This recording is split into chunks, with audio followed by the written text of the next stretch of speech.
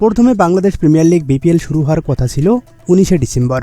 ফ্রাঞ্চাইজিদের প্রস্তুতির কথা মাথায় রেখে বিসিবি সিদ্ধান্ত নেয় 26শে ডিসেম্বরেই মাঠে গড়াচ্ছে বিপিএলের এবারের আসর। তবে দরজায় যখন করোনা আসছে বাংলাদেশ প্রিমিয়ার লিগ, তখন অনিশ্চয়তায় ভুগছে দর্শকরা।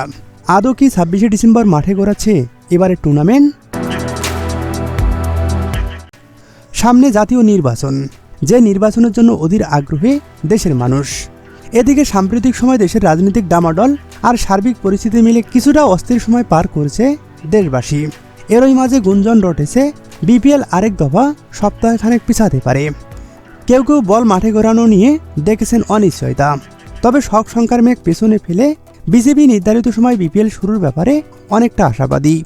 বিপিএল গভর্নিং কাউন্সিলের সদস্য সচিব ও বিসিবির সহসভাপতি সাখাওয়াত হোসেন ক্রিকবাজকে জানিয়েছেন 26শে ডিসেম্বর সিলেট পর্ব দিয়ে শুরু হচ্ছে এবারের বিপিএল, আর এতে কোনো শঙ্কাই নেই।